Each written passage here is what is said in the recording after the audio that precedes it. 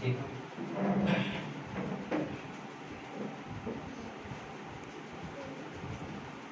अच्छा लगा संदेश? आपकी ताली की आवाज नहीं सुनाई देती।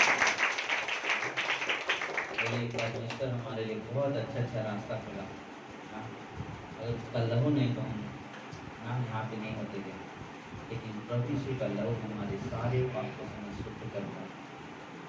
और जो उन्होंने एक चीज कहा ना, महापवित्र स्थान के लिए इस समय था कि कब साल पूरा होगा, कब वो याजक महायाजक आएगा, कब मेरे पाप को लेकर, कब मेरे लिए बलि मेरा बलि लेकर चढ़ाएगा, कब मेरे पाप क्षमा होगा। आज हमारे पास हर दिन है, हम कभी भी परमेश्वर के पास जा सकते हैं। हालेलुया ना। तो परमेश्वर ने हम लोग को एक अच्छा समय दिया कि भाई ललन के द्वारा उन्होंने वचन सुना, और आज हम लोग बात करेंगे ना, हर परिस्थितियों में विश्वास में स्थिर रहना। हर परिस्थिति में विश्वास में स्थिर रहना। प्रार्थना करते हैं। प्रिय परमेश्वर, प्रभु यीशु, हम धन्यवाद देते हैं। सारा आदर, सारा महिमा, सारा गौरव आपको देते हैं मेरे महान परमेश्वर। प्रभु जी, आप अपने हाथ बढ़ाएं और हम सभी के हृदय को छुए परमेश्वर, हमारे कानों को खोले परमेश्वर, ताकि परमेश्वर हम आपके वचन को सही से सुन सके प्रभु, और अपने जीवन में उपयोग कर सके। ऐसे हमारी विनती, हमारी प्रार्थना प्रभु यीशु के नाम से, आमीन। आज हम लोग जो बात करें, हर परिस्थिति में विश्वास में स्थिर रहना। अक्सर आप देखोगे ना, अक्सर आप देखोगे जब परिस्थितियां खराब होती है ना, तो बहुत सारे लोग क्या होते हैं, साथ छोड़ देते हैं। अक्सर आप देखो, जब यीशु मसीह को लोगों ने पकड़ा, पतरस हाथ सेक रहे आग में, तो वही है ना जो यीशु के साथ था। नहीं नहीं नहीं, मैं नहीं पहचाना, ना पढ़ा, मैं नहीं पहचान सकता हूँ। 3 बार इनकार किया। जब अय्यूब की जीवन में तकलीफें आई, तो खास दोस्त उसके 3, वो भी उसकी निंदा करना ना, उसको कुछ भी बोलना, बट उसकी परिस्थितियों में देखो कि अय्यूब कैसा था। आज हम लोग बात करेंगे अय्यूब का 5 अध्याय। अय्यूब 5 अध्याय, तुम आगे बढ़िए। अय्यूब 5 अध्याय 17 से 24। अय्यूब 5 अध्याय 17 से 24।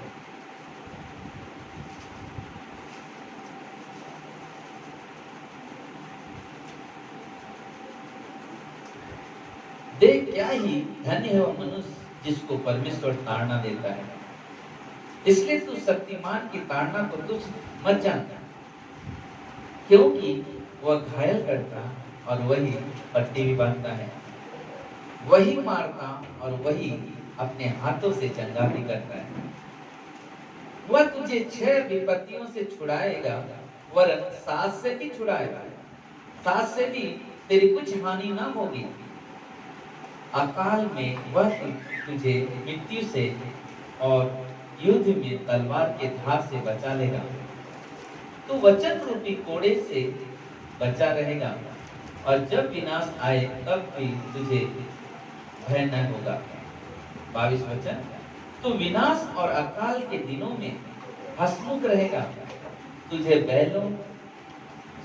बनेले जंतुओं से डर न लगेगा, वरन मैदान के पत्थर भी तुझसे वाचा बांधे रहेंगे, और वन पशु तुझसे मेल रखेंगे। तुझे निश्चय होगा कि तेरा डेरा कुशल से है, और जब तू अपने निवास में देखे तब तुझे कोई न होगी। जब तुम वहां पे देखे तो तुझे कोई ना होगी।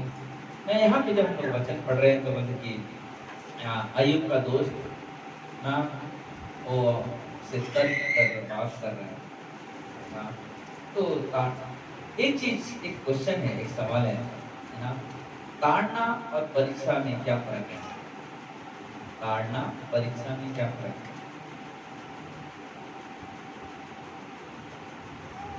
ताड़ना मालूम क्या होता है? ताड़ना जब हम गलत करते तब हमारे पास एक समस्या, तो उसे बोलते हैं ताड़ना। या हमारे बच्चे नहीं सुन रहे तो हम लोग क्या करते हैं, डांटते हैं। अगर उस पर नहीं सुने तो क्या करते हैं, एक थप्पड़ मार देते। ये ताड़ना है। परीक्षा क्या है, सब कुछ अच्छा है। सोचो आप अपने बच्चे को हर दिन खुश रख रहे हो और जब भी जो जरूरत है दे रहे हो। कॉलेज जा रहा हूँ, 50 रुपये निकाला, दे दिया, दे दिया, चला गया। दूसरे दिन तीसरे दिन ऐसे करते करते चला हुआ है। एक दिन बोल रहे कि हर चीज को इसे दे रहा हूँ, चलो आज क्या करता हूँ, बोलता हूँ नहीं है पैसा। तो उस दिन पिताजी बोला नहीं है मेरे पास पैसा। अब बच्चे ने क्या किया, पास चला गया। फिर वापस आया, दूसरे दिन भी जाना, बोला पिताजी बोला नहीं है। उस समय ऐसी घड़ियों को दो चीज होता है। एक चीज क्या होता है, वो एक चीज सोचेगा कि शायद मेरे पिताजी के पास नहीं, इसलिए नहीं मिल रहा है। दूसरा, आपके पास है क्यों नहीं दे रहे मुझे। दो चीजें हो सकती है। परीक्षा उसके कब होगी, जब वो देखेगा कि मेरे पास हमेशा था, मैं एंजॉय कर रहा था, आज मुझे क्यों नहीं मिल रहा है, आज मुझे क्यों नहीं मिल रहा है, क्यों ऐसा हो रहा है मेरे साथ। तो क्या करेगा, गुस्सा करेगा, क्या बोले नहीं, क्या डेली डेली बोलते हो नहीं है, नहीं है, हमेशा दिया, आज क्यों नहीं दे रहे, बोला नहीं है, नहीं है। वो क्या करा और सोचते हैं। तो बोला कि पिताजी देखना चाहता है कि जब मैं दिया तो उसका एटीट्यूड कैसा था, स्वभाव कैसा था, और आज जब मैं नहीं दे रहा तो उसका स्वभाव कैसा था।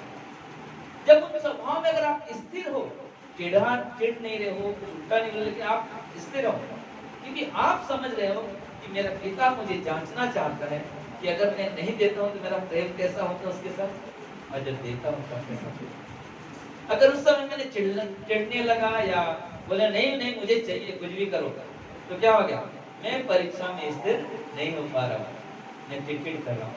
जब हमारे पास दुख आता है, जब सब अच्छा चल रहा था, हम लोग बोलते वाह सब अच्छा है, सब अच्छा है, तो बस तकलीफ क्या हो जाए हम लोग ना, अरे क्या ऐसा क्यों हो रहा है। प्रभु यीशु के पास आने का मतलब है नहीं कि हमारे पास समस्या कभी आएगी नहीं, लेकिन प्रभु यीशु के पास आने पर समस्या आएगी, लेकिन वो समस्या हमें महसूस नहीं होने पाएगी कि हमारे पास इतनी बड़ी मुसीबत है, ऐसे निकलेगी। और यहाँ पे जब अय्यूब की जब परीक्षा हो रही थी, ताड़ना नहीं थी, लेकिन उसके दोस्त को क्या लगा है, ताड़ना है, तो जरूर कोई गलती किया है, इसलिए तुझे ये सजा मिल रही है, इसलिए तेरे पास ऐसी प्रॉब्लम आ गई है। देख तेरे बच्चे सारे मर गए, है ना, सब जानवर दुश्मन लेके चले गए, सब कुछ खत्म हो गया, तेरा शरीर देख, सर से पांव तक कोड़ियों से भरा हुआ है। क्या कभी ऐसा होता, तू तो अच्छा, जब तेरा रिलेशन अच्छा है तो तेरे जीवन में से क्यों आ रहा है। उनके दोस्तों का एक सोच था कि जब तू इतना परमेश्वर के लिए इतना प्रेम रखता है, परमेश्वर से इतना लगाव रखता है, तेरे पर ऐसा कैसे हो सकता है, जरूर तूने कोई गलत काम किया है, इसलिए तेरे पास नहीं है। हर परीक्षा और हर बीमारी, हर समस्या जरूरी नहीं है कि हमारे पाप के कारण। कई ऐसी परिस्थितियां हमारे जीवन में आती है, हमें सिखाने के लिए आती है। कई ऐसी परिस्थितियां हमारे जीवन में आती है तो हमें सिखाना चाहता है। और अय्यूब के जीवन में जब आया तो आप देखोगे, जब पहला अध्याय पढ़ोगे, दूसरा अध्याय में, पहले अध्याय में देखोगे कि परमेश्वर शैतान को पूछते कहां से आए, बोला पृथ्वी से, धूमधाम क्या रहा, लेकिन पूछता तूने मेरे दास अय्यूब को देखा, उसके जैसा व्यक्ति कोई पृथ्वी पर नहीं। जब आप परमेश्वर में अच्छे चलते हो, परमेश्वर भी वैसे ही सब जैसे अय्यूब के लिए किया, वैसे ही आपके लिए भी करता है। लेकिन जब हम परीक्षाओं में आते हैं, जब कोई थोड़ा सा परमेश्वर परीक्षा लेना चाहता है, जहां पे आप अक्सर देखोगे परीक्षा वहां पे जहां पे आप अपने आप को सोचोगे मैं बहुत बेस्ट हूं, मैं यहाँ पे कभी गिर नहीं सकता, मैं कभी ऐसा कर नहीं सकता, अक्सर परमेश्वर वहीं पे परीक्षा लेकर अक्सर वो चीज आता है जहां पे आपको परमेश्वर सिखा सके, जहां पे आपको स्थिर रहना सिखा सके। और अय्यूब को मालूम है, अय्यूब को मालूम है जो जीवन जी रहा है, जैसा वो चल रहा है, लेकिन दोस्त को क्या लग रहा है, तूने जरूर कोई पाप किया इसलिए तेरी जीवन में क्या परमेश्वर की ताड़ना, इसलिए बोला तो परमेश्वर की ताड़ना को हल्की बात न समझ। लेकिन अय्यूब का अगर आप 23:10 पढ़ोगे, सारे लोगों को जवाब एक साथ में देता है, मेरा परमेश्वर मुझे जानता है कि मैं कैसी चाल चलता हूँ, और जब मुझे परख लेगा तो कैसा निकलूंगा, सोने के समान शुद्ध निकलूंगा। और ये सच्चाई है, हमने कई बार कहा, वापस कहता हूँ, एक विश्वासी को मालूम है वो कैसा रिश्ता रखता है परमेश्वर। दूसरा, परमेश्वर पत्नी को नहीं मालूम पड़ेगा कि पति के अंदर कितना विश्वास है, बातों से रख सकती है, स्वभाव से ज्यादा अच्छा है। पति भी पत्नी के साथ वही सोचेगा, थोड़ा उनके स्वभाव में ज्यादा हाँ ठीक है अच्छा हो, लेकिन रियल सच्चा जो विश्वास है वो खुद जानता है, दूसरा कोई और उसे जान नहीं सकता। लेकिन जब आप कोई परिस्थितियों से गुजरते हो, कोई समस्या से गुजरते हो, जब आपके मुख से निकलने वाले शब्द होते हैं वो आपको बता देते कि आप कितने बड़े विश्वास हैं। अय्यूब के साथ ऐसे हो रहा है, पत्नी भी बोल रही क्या तू परमेश्वर परमेश्वर कर रहा है, जा कोस परमेश्वर के जाके क्या कर, हाँ जब क्या बोलेगी, कोई बोल सकता अपने पति को इस बीमारी में नहीं। लेकिन अय्यूब का जवाब क्या है, क्यों बोल स्त्री जैसी बातें कर रही, जब परमेश्वर ने सुख दिया तो मैंने दोनों हाथ फैला के लिया, दुख के समय में क्यों हाथ मोड़ लूं। जिस परमेश्वर ने मुझे सुख दिया तो मैं बहुत आनंद से लिया, तो दुख के लिए भी मेरा जीवन वैसा ही है। मैं नंगा आया था, नंगा लौट जाता, क्या लेके आया मैं, उसने दिया उसने ले लिया। और हमें जरूरी है इस चीज को समझना कि बोले कि हम अक्सर ज्यादा क्या होता है, विश्वासी लड़खड़ाता है कब, जब वो सोचता है सब कुछ अच्छा होना चाहिए, उसके मन में विचार सब अच्छा होना चाहिए, गड़बड़ ना हो हमारे जीवन में। हमने विश्वास किया सब अच्छा होना चाहिए, थोड़ा सा गड़बड़, प्रभु क्या कर रहे हैं, प्रभु अच्छा कर रहे हैं, हमारे अंदर सवाल होता है प्रभु क्या कर रहे हैं, और ये सब अच्छा चला, अचानक क्या हो गया मेरे साथ, कोई बात नहीं, परमेश्वर सिखाना चाहता है। यहाँ पे लिखा हुआ है, जब हमने देखा भी तो बोले कि जब होशे की किताब में पढ़ोगे, होशे का 6:1 में, तो बोले कि वहाँ पे इस्राएली लोग एक पश्चाताप कर रहे, लेकिन उनका पश्चाताप के सब ऊपर ऊपर, और जैसे यहाँ पे अय्यूब को उसके दोस्त बोले, वैसे ही वहाँ के लोग बोले चलो हम यहोवा की ओर फिरे, क्योंकि उसी ने फाड़ा वही चंगा भी करेगा, उसी ने मारा वही हमारे घाव पर पट्टी भी बांधेगा। अक्सर यह होता है जब हमारे पास तकलीफ, हम कभी ढूंढते नहीं है अपने आप। मुझे पौलुस का वो वचन मुझे बहुत प्यारा लगता है, दूसरा कुरिन्थियों का 13:5 मुझे बहुत पसंद है। हर दिन अपने आप को परखो,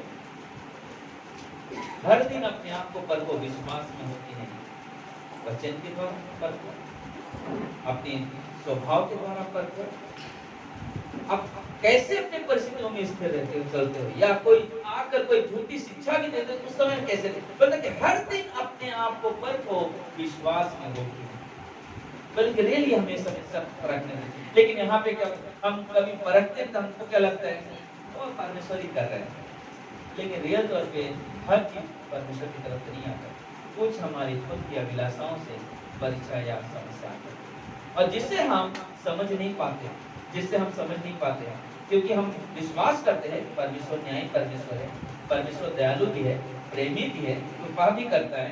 तो बोले कि हम सब कभी भी हम लोग देखते तो कुछ नाम हम लोग आराधना में कई बार हम लोग वो वर्ड यूज किया है, या हम संदेश में यूज ऐसे भी हम लोग पढ़ते हैं, और हमेशा हम लोग बोलते हैं यहोवा जायरा ना, क्या करता है, इसका मतलब क्या है, परमेश्वर उपाय करने वाला। हम लोग बोला वाह परमेश्वर का नाम है यहोवा जायरा, उपाय करने वाला परमेश्वर, अरे वो तो उपाय करेगा, सच में उपाय करेगा।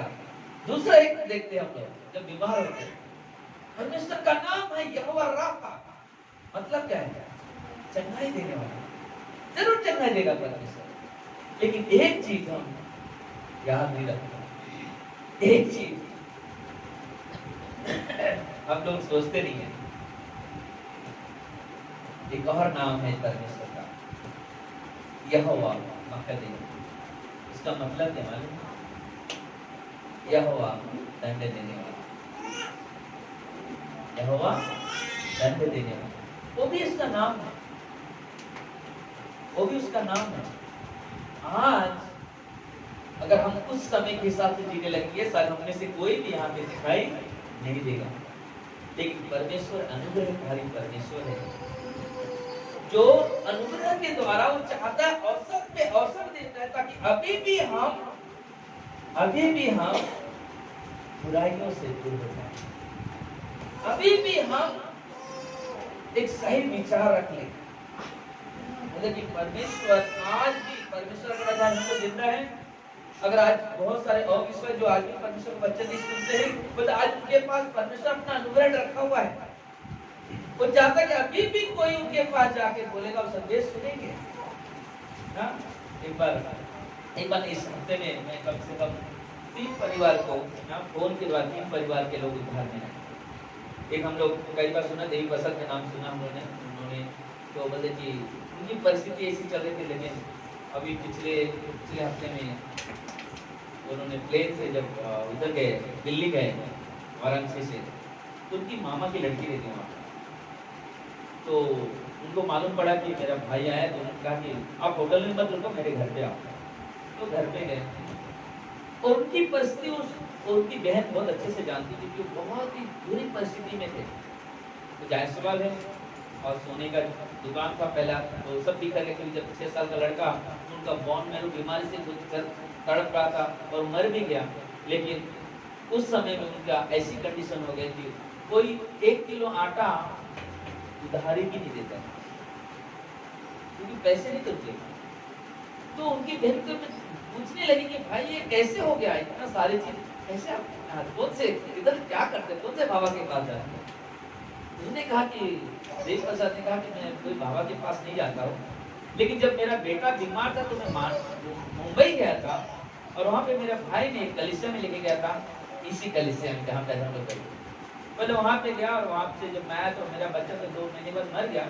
लेकिन मेरे अंदर एक चीज था कि वहाँ पे जब मेरा बच्चे को लेके गया ना, तो वहाँ पे प्रेम देखा कि सारी कलीसिया मिलके मेरे बच्चे के लिए प्रार्थना, किसी ने पूछा नहीं कहाँ से आए हो, कौन से जात हो, कौन से कहाँ पे, लेकिन सारे लोगों के अंदर एक चीज था कि मतलब यहाँ पे रोक के मैं आगे बता दी सब थे, आप जब प्रार्थना करते हो ना, प्रार्थना कितने लोग ने चप्पल पहना है?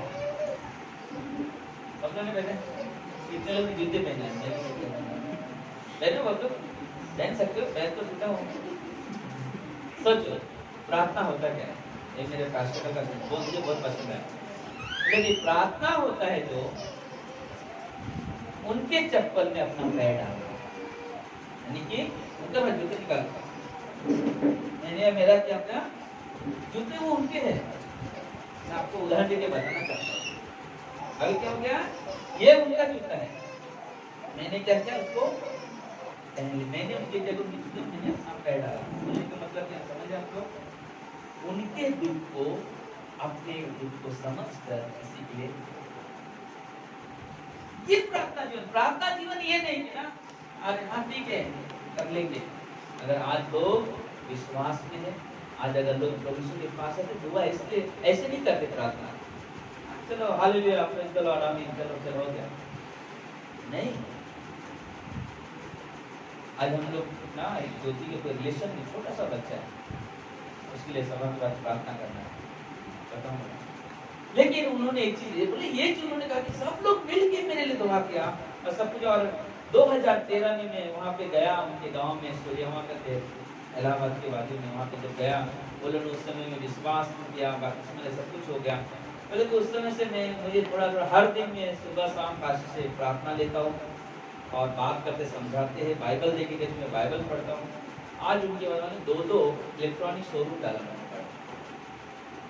उनकी बहन बोला कि मैं जिधर काम करती हूँ हॉस्पिटल में, वहाँ पे बहुत सारे सिस्टर है जो यीशु को मानते हैं, सिस्टर लोग हैं, वो मुझे बोलते, लेकिन मैं बोलते नहीं। उस समय में उसने क्या किया, उसकी बहन ने उस सिस्टर को फोन किया जो हॉस्पिटल में काम करते से बात कर, मेरा भाई जो यीशु को मानता है। वो सिस्टर बहुत खुश हो गई, वाओ प्रेज द लॉर्ड, अच्छा हो गया कोई। तो उसने उनसे बात से बोले कि भाई आप इनको समझाओ, ये बहुत परेशानी में है, बस इतना कम आदमी दिखाई नहीं देते, बसता नहीं है, कुछ ना कुछ समस्या आती है, भाई को समझाओ। उसने समझाया। आदमी का मालूम है, बात करने के बाद उन्होंने तुरंत वहां से फोन किया कि बोला पास्टर आप इनको यीशु मसीह के बारे में संदेश दें। और उन्होंने जब उद्धार की प्रार्थना किया, उद्धार की प्रार्थना के 2 दिन के बाद, यानी हर दिन सुबह शाम प्रार्थना करते बात करते, एक बदली जो मेरा बदन का जो दर्द है इतने सालों से 50% ठीक हो गया। हालेलुया। फिर अब उन्होंने क्या किया मालूम है, उनकी बेटी गांव में रहती है, शादीशुदा है। उसने कहा अब वो नंबर, मेरा नंबर क्या किया, अभी वहाँ पे भेज दिया जौनपुर। अब वहाँ से उनकी बड़ी बेटी पहले फोन किया, उसको थोड़ा सा फर्क दिखाई दिया, उसने क्या किया अपनी छोटी बहन को फोन कर दिया, वहाँ से क्या किया, वहाँ से इस हफ्ते में वो सारे परिवार से, जो मैंने अभी तक उनका चेहरा नहीं देखा फोन किया। लेकिन क्या हो रहा है, बोलते कि जब परमेश्वर के साथ जब जीवन जीते हो, कैसी भी परिस्थिति क्यों ना हो, लेकिन परमेश्वर की महिमा करना कहीं बंद। और वो चीज, उनका बेटा मर गया लेकिन उनका विश्वास स्थिर रहा। लेकिन आज क्या हो गया, उनके द्वारा कई घराना घर पा लिया। हालेलुया। हमें परमेश्वर के साथ चलना, हमें परमेश्वर के साथ जीना, बल्कि हमारा ही काम है।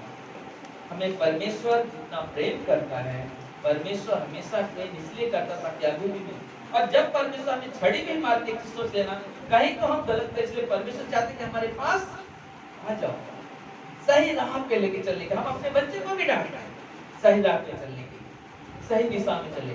क्यों? क्योंकि परमेश्वर का उद्देश्य है, क्योंकि वही मार्ग, वही सत्य और वही जीवन, और कोई रास्ता नहीं है, और कोई रास्ता नहीं, वही रास्ता है। यीशु मसीह ही रास्ता है, यीशु मसीह ही जीवन है, यीशु मसीह सच्चाई है, उसको छोड़ कोई सच्चाई नहीं है। और इसलिए हमारे लिए बहुत जरूरत है कि हम परमेश्वर के साथ चलें और परमेश्वर के साथ एक घनिष्ठ रिश्ता बनाकर उसकी महिमा, उसकी बढ़ाई करें। जब हम लोग देखते हैं, जो हमने पढ़ा अभी अय्यूब की किताब में, हाँ, बहुत बड़ा तर्क हो गया। सोचो ना, कोई आदमी दुख में है, आप उसको सांत्वना देने के बजाय उसको जाके थोड़ा सा क्या बोलते हैं, ताड़ना दीजिए, बुलाना दो, ताने मारो, कैसा लगेगा उसको, है ना? मैं दुख में हूँ तो मुझे कुछ सलाह देना चाहिए, कुछ सिखाना चाहिए, लेकिन यहाँ के ना उल्टा ही बोल रहे हैं। तो परमेश्वर की ताड़ना को हल्का मत ले। हाँ, परमेश्वर ने किया है, वो मित्र ऐसे तो ही सामान्य नहीं करेगा, बहुत सारी है। तो इसी आप पढ़ने जैसे जैसे पढ़ोगे ना, दोस्तों की बातें, एक एक ऐसे से वर्ड यूज करते हो, तो ये ऐसे बिना, कभी ऐसा हुआ क्या बिना कारण के हमारे ऊपर कभी परमेश्वर को समस्या लेकर आए? जरूर कहीं ना कहीं तो निकलता नहीं। अय्यूब गलत नहीं किया था, अय्यूब परमेश्वर का भय मानने वाला बेटा था, और उसके जीवन में एक चीज था, वो दिखाना चाहता था परमेश्वर कि तू कितना भी लेकर उसके साथ, लेकिन मुझे विश्वास है मेरा दास, मेरा बेटा मेरी महिमा जरूर करेगा। और वो किया, और वो किया, करता हुआ रहा। और एक समय आया जब आप 42 अध्याय में जाओगे, अय्यूब के 42 अध्याय में एक ऐसी घड़ी आ गई, उनके दोस्तों के पास समस्या है और वो प्रार्थना करें, उनकी प्रार्थना सुनी नहीं जा रही। वो लोग प्रार्थना करे, प्रार्थना सुनी नहीं जा रही। परमेश्वर बोला कि तेरी प्रार्थना ये सुन सकता है, एक काम कर, मेरे दास अय्यूब के पास जा, वो तेरे लिए प्रार्थना करेगा, तब मैं उसकी क्या करूंगा, प्रार्थना को। परमेश्वर हमें अपने करीब लाना चाहता है, जरिया निकालता है। और वो चीज हमने देखा, अय्यूब जब प्रार्थना करता है तभी उनकी प्रार्थना से मिला, और अय्यूब जितना खोया था उसका दुगना उसे खा गया। हालेलुया। बल्कि हम परमेश्वर पे जब विश्वास करते हैं, हम जब परमेश्वर पे निर्भर रहते हैं, परमेश्वर हमारा ध्यान भी रखता है, परमेश्वर हमारा ध्यान रखते हैं। भजन संहिता 74:16 में कहता है, रात और दिन दोनों परमेश्वर के हैं। रात दिन किसके हैं? परमेश्वर के हैं। सब का 7:14 कहता है, सुख के दिन सुख मान और दुख के दिन तो सोच, क्योंकि परमेश्वर ने दोनों को एक ही संग रखा है। बोले कभी ये मत सोचो मेरे पास सुखी रहने वाले हैं और दुख खाली तुम्हारे पास रहने वाला है, नहीं। बोला कि वो चीज हमारे पास भी आ सकता है, वो चीज उसके पास भी जा सकता है। बोला आज हमारे पास दुख भी आएगा, लेकिन परमेश्वर ये नहीं रखा कि तुम खाली सुख में रहने वाले, बाकी आदमी दुख में रहने वाला है, या उसने प्रॉब्लम कैसे हो दुख में, नहीं। बोला सुख दो किसी के पास भी आ सकता है, दोनों के पास आ सकता है। मतलब ये सारे चीजें परमेश्वर एक साथ रखा है, एक साथ रखा है, अलग अलग नहीं है। इसलिए विलाप गीत के 3:38 में कहता है विपत्ति और करुणा दोनों ही परम प्रधान के मुख से निकलते हैं। हर चीज परमेश्वर के द्वारा है। हम जिस नजरिया से देखेंगे, हम जिस नजर से देखेंगे उससे सब सोच सकेंगे। अगर हम विश्वास में सही चल रहे हैं, हम इंसान है कहने नहीं कहते, लेकिन अगर हमारा विश्वास परमेश्वर पे बना हुआ है, अगर हम गिर जाते हैं तो प्रभु के पास जाते हैं, जैसा अभी लैंकदर ने बोला कि वो द्वार खुला हुआ है वहाँ पवित्र स्थान का द्वार, आप वो पर्दा नहीं है, तो आप अगर सच परमेश्वर पे विश्वास से अच्छे से चल रहे कहीं गिर गए तो हमने क्या करना, उठना है। परमेश्वर सॉरी ऐसी गलती हो गई, क्या हो गया, परमेश्वर ये बोलेगा परमेश्वर नहीं चलो बहाना नहीं। जब आप ऐसे जाओगे मालूम है वो परमेश्वर उठाएगा, आपको गले से लगाएगा। वाह, सोचो, परमेश्वर उठाएगा, गले से लगाएगा। बोले कि गलती मान लेना ही सबसे बड़ी महानता है।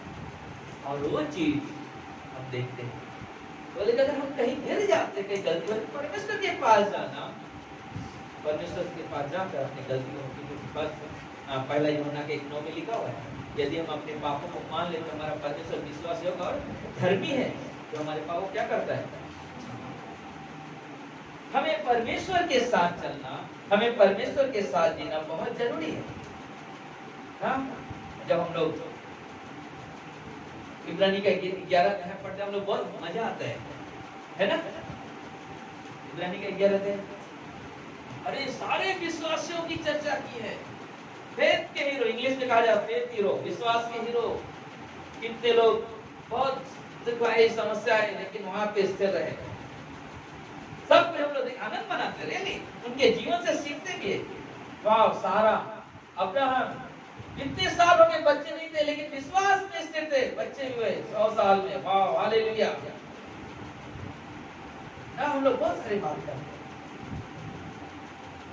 लेकिन जब 12 अध्याय में जाते तो हम थोड़ा सोचने लगते कैसे पढ़े आगे, विचार करते पढ़े क्या इसे, क्यों ऐसा लिखा है 12:5 में, हे मेरे पुत्र प्रभु की ताड़ना को हल्की बात, हे मेरे बेटे, हे मेरे पुत्र प्रभु की ताड़ना को हल्की बात। जो परमेश्वर प्रेम करता है वो ताड़ना भी, जब हम अलग चलते हैं, जब हम जानबूझ के पाप करते हैं, हम जब जानबूझ के गलत जीवन जीते हैं, तो बोले कि परमेश्वर तब खड़ी उठाता है। विश्वास में है, सोचो, अगर आप विश्वास, हम सब विश्वास में हैं, कितने लोग हैं, 2-4 तो पहले सब लोग है ना। क्या आपके कितने लोग दारू पीता अभी भी, आत्मा तो कोई नहीं पीता। कितने लोग जुगार खेलते, कोई नहीं होगा, क्यों, क्योंकि बाइबल ये चीज नहीं सिखाता। कितने लोग अभी भी गाली बकते, नहीं बकता होगा कोई, परमेश्वर नहीं सिखाते। कितने लोग एक दूसरे से स्वार्थ का प्रेम करते हैं, हम सब होंगे। अगर मैंने उसको बोला जय मसीह नहीं बोला, अरे याद आ गया, सस्ती ने आपने आवाज दिया रिक्शे में, हाँ मैं आवाज से पहचाना, मतलब पहली बार रिक्शे में इतने जोर से बोला जय मसीह पास, मतलब लगता है रंजन हॉस्पिटल लेके जा रहे थे, ऐसा क्या किसी को कहीं जा रहे थे, अच्छा तो मैं अचानक मैं जा रहा हूँ, सुबह के टाइम में मैं आराम से जा रहा हूँ, तो आवाज आया मैं, कितने लोग हैं यहाँ पे जो स्वार्थ से प्यार करते हैं, होता है ऐसा, लेकिन होना नहीं चाहिए। होना नहीं चाहिए। क्या हम लोग हमसे परमेश्वर प्रेम कर सकता है अगर स्वभाव का प्रेम परमेश्वर के पास हो? नहीं कर सकता। हमारे पास कोई क्वालिटी है नहीं जो सब प्रेम करते हैं, लेकिन परमेश्वर हमारी हर परिस्थिति में हमसे प्रेम करता है। हर परिस्थिति में हमसे प्रेम करता है, उसका प्रेम कभी तो नहीं। इसलिए जब हम लोग 11 अध्याय पढ़ते हैं ना इब्रानी का, हम बहुत आनंद मनाते, उनके जीवन को देखते, मतलब कि वैसे हम 12 अध्याय भी पढ़े। क्यों ये बात लिखा हुआ है? जब ये पढ़ो 12 का एक वचन पढ़ते हैं ना,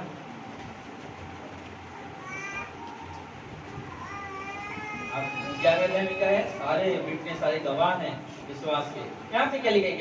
11 एक वचन 12 अध्याय का, इस कारण जबकि गवाहों का ऐसा बड़ा बादल हमको घेरे हुए है, तो आओ हम एक रोकने वाली वस्तु और उलझाने वाले पाप को दूर करके क्या करना है?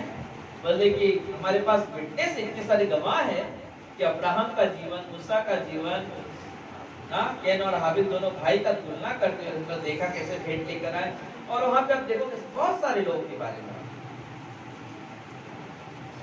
बहुत सारे लोग, स्त्रियों की भी बहुत चर्चा है, पुरुषों की भी चर्चा है, दाऊद की भी चर्चा है।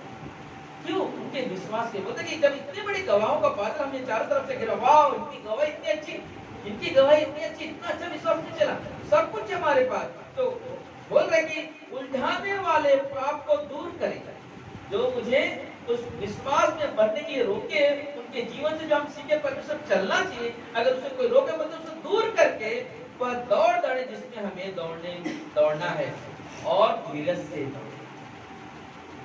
क्या करे? धीरज से। हमारे पास गवाही है, एक दूसरे की गवाही जब हम सुनते हैं, और जब हमें बाइबल में पता है इतनी सारी गवाही हमारे चारों तरफ, हम सुन रहे, वाह इतना बड़ा जीवन बदल गया, पौलुस उसके जीवन बदल गया, इतना बड़ा आदमी जो लोगों को सताना, मारना, काटना था, उसका जीवन बदल गया। मूसा इतना कड़क आदमी नम्र बन गया, नम्र बन गया, सारा 100 साल में बच्चे को जन्म दिया। क्यों नहीं पता कि जब हम सब कुछ देख रहे हैं, तो अगर हमें सब कुछ हमारे पास सारे गवाह है, तो हमें बढ़ना है, परमेश्वर में बढ़ना है ना, विश्वास में बढ़ना है। बोला अगर जो भी रुकावटें आती है, बोलते उसको हटाओ, साइड करो, आगे बढ़ो, साइड करो, आगे बढ़ो। तो ऐसे पाप है जो आपको बार बार करने के लिए बेबस कर रहे हैं, आप बढ़ नहीं पा रहे हो परमेश्वर को, आप परमेश्वर में बढ़ नहीं पा रहे हो, आप परमेश्वर से प्रार्थना करो। मैं कह सच कुछ कहता हूँ, पवित्र आत्मा आपकी अगुवाई करेगा, आप उस पाप से जीत हासिल कर सकते हो, और आप परमेश्वर की महिमा करो, क्योंकि परमेश्वर ही रास्ता है जो हमें आगे लेके जा सकता है, और कोई नहीं। इसलिए हमेशा परमेश्वर के साथ रहना, हमेशा परमेश्वर के साथ चलना। जब हमें फालतू की बातें घिरे हुई रहेंगे, फालतू चीजें की बातें हमारे पास है, हम कभी भी परमेश्वर में बढ़ नहीं पाएंगे। हमें उन चीजों में ध्यान नहीं देना जो कुछ काम का नहीं, मतलब बात वही सुनो जिससे हम परमेश्वर की महिमा कर सकते, क्योंकि विश्वास सुनने से, और सुनना मसीह के, मतलब कोई ऐसी चीजों पे ध्यान मत दो, उन बातों को मत सुनो जो आपको परमेश्वर में बढ़ने से रोक देगी, क्योंकि जब परिस्थितियां आएगी तो मतलब कोई साथ नहीं देगा परमेश्वर के सिवा। और इसलिए हमारा आज यही सोच है, यही हमारा संदेश है कि कोई भी परिस्थिति आ जाए, तो देखिए विश्वास में क्या रहना है? स्थिर खड़े रहना, स्थिर खड़े रहना।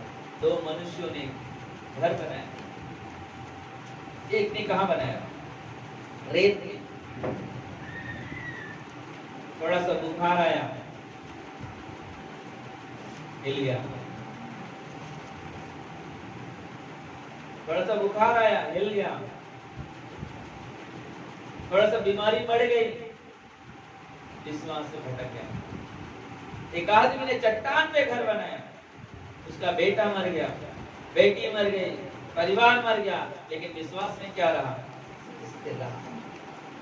वो विश्वास की जरूरत है। 7 बच्चे मर जाना। लेकिन घर कहाँ था? उस चट्टान पे था, उस चट्टान पे था। बोले जब हमारा विश्वास, हमारा घर अगर उस चट्टान पे है, तो बोले कोई भी तूफान क्यों ना आ जाए, कोई भी परेशानी क्यों ना आ जाए, परमेश्वर की महिमा कभी करना नहीं छोड़ेंगे। हालेलुया। हमें हमेशा परमेश्वर में बढ़ना, हमेशा परमेश्वर में बढ़ना, तो जो हमारे लिए बहुत जरूरी है। इसलिए हमारे जीवन से सारी मूर्खना, 1 मिनट, यशायाह क्या 2, यशायाह 2 17 और 18।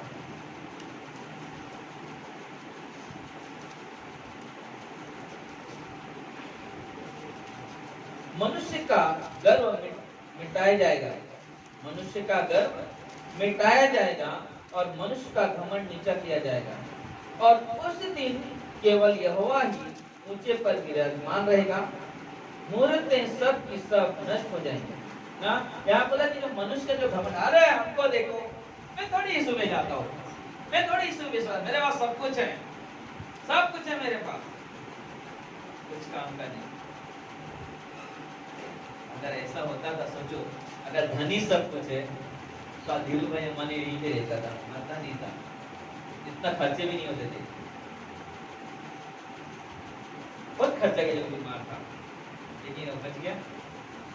आज बहुत सारे बड़े बड़े धन दौलत वाले लोग क्या है नहीं, क्योंकि धन मेरे प्राण को बचा नहीं सकता। मेरे प्राण को बचाने के लिए मुझे उस परमेश्वर की जरूरत है जो हमारे जात को नहीं, हमारे शरीर को नहीं, हमारे चेहरे को नहीं,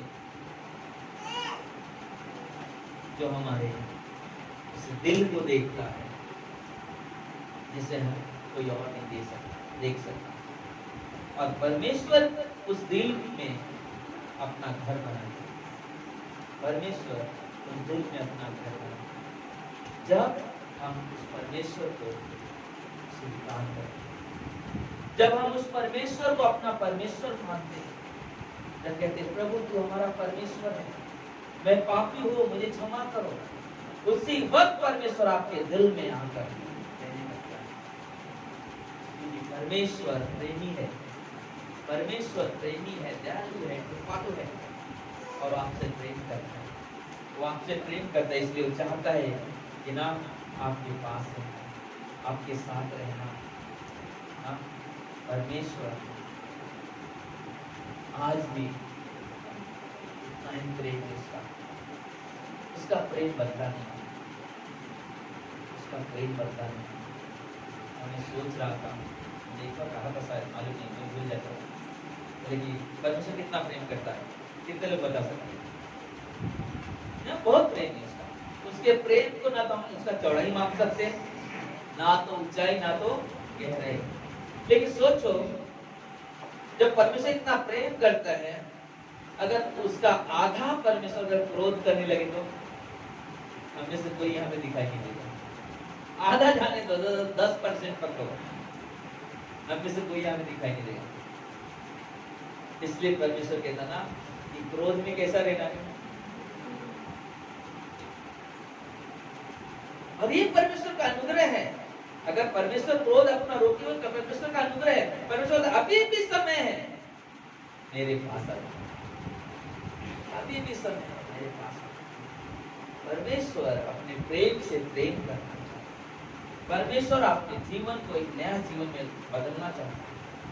यहाँ तक कि आशीष की कई बार हमारे आत्मिक दर्शन को क्या करते हैं, उल्टा कर देते हैं। जब हम लोग सही जीवन नहीं जीते, एक परमेश्वर के साथ हम एक घनिष्ठ रिश्ता नहीं बनाते, तो मतलब कि जो हमारे अंदर जो परमेश्वर के साथ बढ़ने की जो दर्शन होती है, योजना होती है, तो हम क्या करते हैं, उसको दिखाई भी नहीं देने लगते, दिखाई भी नहीं देने लगते। क्यों? क्योंकि हमारा जो रिश्ता हम बना नहीं रहे, इसलिए नहीं हो रहा है। एक पति पत्नी का रिश्ता, एक माँ बेटे का रिश्ता, एक पिता बेटे का रिश्ता, तो ये रिश्ता बनाना पड़ता है, ऐसे नहीं होता है। बच्चा छोटों से नहीं मालूम है कैसे प्रेम किया जाता है, लेकिन माँ बाप उसे सिखाते हैं, प्रेम करते हैं, उसको देख के उसे मालूम पड़ जाता है कितना प्रेम करते हैं, उसके स्वभाव प्रकट होने लगते हैं। अब जैसे अपने बच्चे से प्रेम करोगे ना, वैसे वैसे उसके अंदर लगाव पैदा होगा।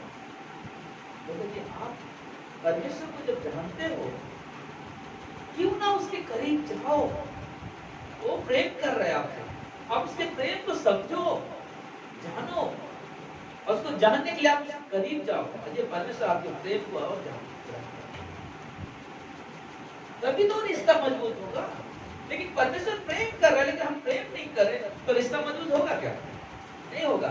लेकिन जब तकलीफ आ जाएगी, उल्टा और आप निराश हो जाओगे, क्योंकि आप परमेश्वर के प्रेम को समझ नहीं पा रहे। इसलिए जब परिस्थितियां आती है तो हम लड़खड़ा जाते हैं, डगमगा जाते हैं, क्यों ऐसा हो रहा है हमारे साथ? हमें रिश्ता बनाना है, तो जो प्रेम परमेश्वर कर रहे हैं, हम उस प्रेम के रिप्लाई दें, जवाब दें, उत्तर देना सीखें। मुझे भी प्रेम करना है परमेश्वर से, मुझे परमेश्वर से प्रेम करना। सोचो ना, आप प्रेम कर रहे हो कि आपका बच्चा कुछ रिएक्शन नहीं कर रहा, आप क्या करोगे?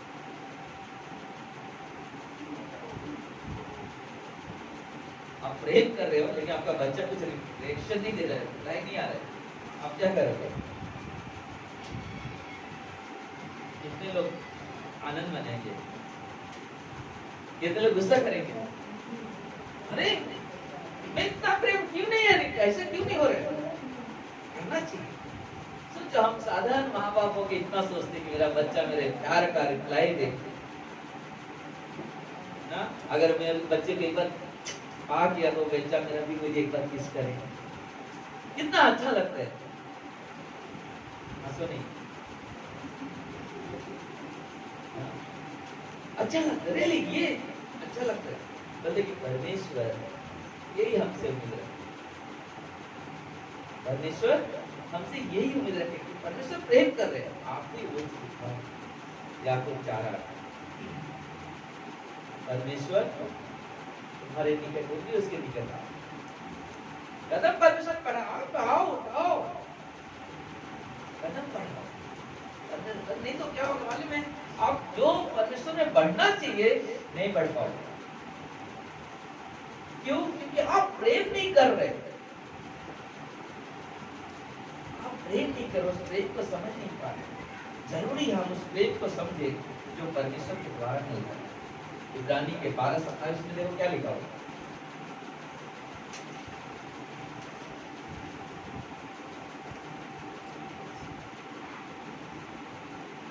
यह वाक्य एक बार फिर इस बात को प्रकट करता है कि जो वस्तुएं हिलाई जाती है वे सीधी हुई है, वस्तुएं होने के कारण टल जाएगी, ताकि जो वस्तु हिलाई नहीं जाती वे अटल बनी रहे। मतलब कि जो चीज ये क्या हमेशा रहेगा, यहाँ पे पड़ा हुआ ऐसी रहेगा नहीं, ये खत्म हो जाएगा। क्या चीज जो हिल नहीं रही है, परमेश्वर का प्रेम आज भी इसलिए, परमेश्वर का प्रेम नहीं हिलता है, उतना ही प्रेम है आप जैसे भी हो, जिस परिस्थिति में हो, बोलता परमेश्वर का प्रेम वैसे ही है, उसको कोई नहीं हिला सकता, मैं भी नहीं हिला सकता। कोई भी व्यक्ति जो अपने आप में सोचता रहेगा मेरे जैसा तो सामर्थ्य है नहीं किसी के पास, तो वो भी नहीं हिला सकता। उसके प्रेम ही स्थिर है, क्योंकि वो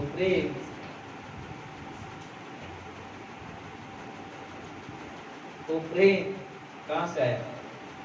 परमेश्वर से आया, संसार का नहीं है।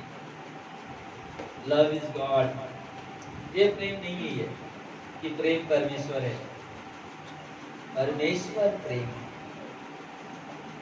इसलिए वो स्थिर है। वो सारी सृष्टि का करता है, इसलिए वो स्थिर है।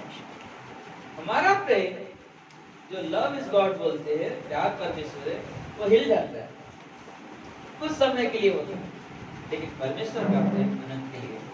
इसलिए अपने जीवन में, हमारे जीवन, जब कोई परिस्थितियां आ जाए, हमेशा याद रखो मेरा परमेश्वर का। कितनी बड़ी भी मुसीबत आ जाए, कितनी भी छोटी मुसीबत है, पहले आप परमेश्वर से बात करें। आप कहीं मत जाओ, कहीं जाओगे लड़खड़ा जाओगे। आज संसार में ज्यादातर लोग कहाँ जाते हैं, ज्यादा तकलीफ हो जाएगा बाबा के पास। सच में ज्यादा लोग तकलीफ कहाँ जाते हैं, बाबा जी लोग कोई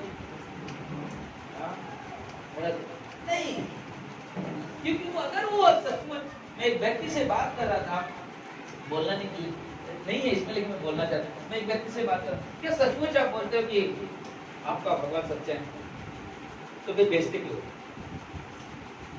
कितने लोग को चाहिए भगवान चाहिए, सबको चाहिए, मतलब फिर बेचते क्यों?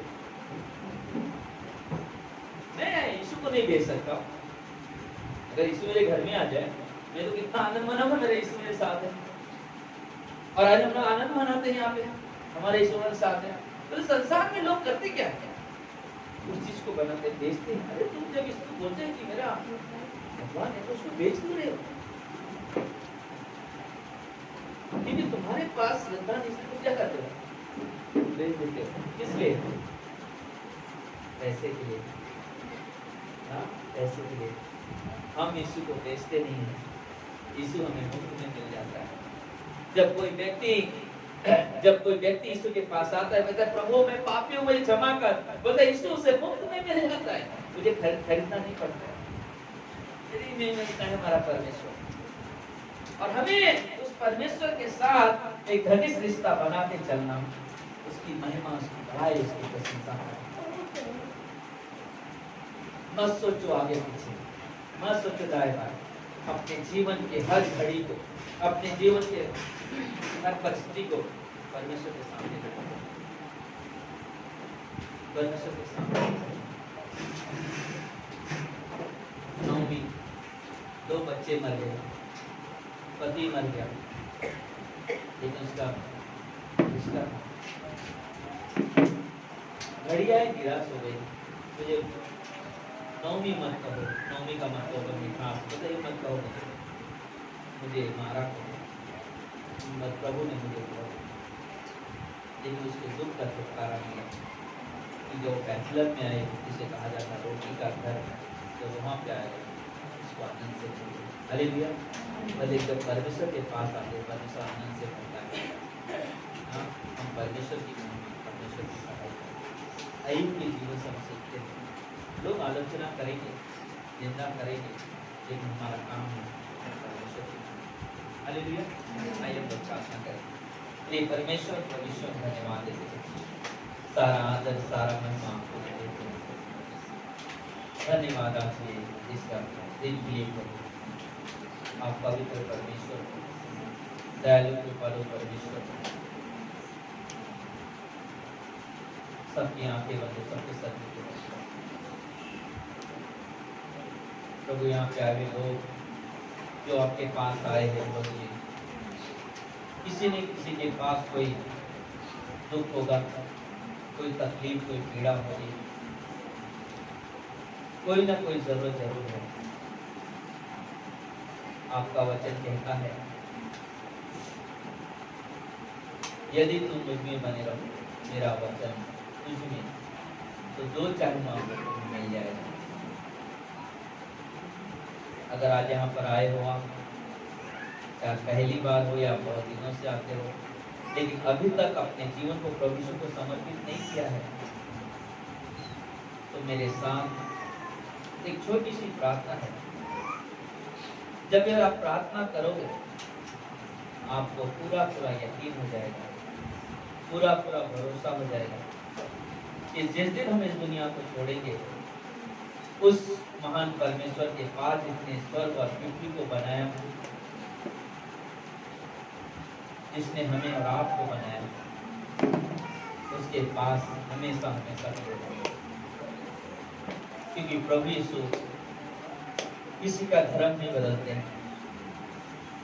किसी के कपड़े नहीं बदलते, लेकिन प्रभु यीशु लोगों के जीवन बदलते हैं। अगर आप प्रभु यीशु को अपना जीवन समर्पित करते हो, तो प्रभु यीशु आपके जीवन को जरूर बदलेंगे। आप जिस परिस्थिति से जूझ रहे हो, अगर आप प्रभु के साथ एक गहरा रिश्ता संबंध बनाते हो तो प्रभु आपके दुख तकलीफ को दूर भी करने में विश्वास होते हैं। अगर जिस किसी को ये प्रार्थना करनी है, अपने आप को प्रभु यीशु को समर्पित करना है, तो मेरे पीछे छोटी सी प्रार्थना से बोलो, हे यीशु हम धन्यवाद देते हैं आज के दिन के लिए। हे प्रभु यीशु मुझ पापी पर दया करो, मुझे क्षमा करो। मैं विश्वास करते हुए करता हूँ कि आज से 2000 साल पहले प्रभु यीशु आप मेरे लिए इस दुनिया में आए, मेरे लिए थोड़ों की मार खाई, दुख उठाया, क्रूस पर गया, क्रूस पर मर गया, कब्र में गया, तीसरे दिन जी। हम विश्वास करते हैं आप जीवित परमेश्वर हो। हे प्रभु यीशु हम अपने जीवन को आपके हाथ में देते हैं। प्रभु यीशु धन्यवाद, आपने उस पर दया किया, मुझे अपना बेटी, मुझे अपना बेटा स्वीकार किया, इसलिए धन्यवाद। सारा आदर, सारा महिमा आपको प्रभु यीशु के नाम से।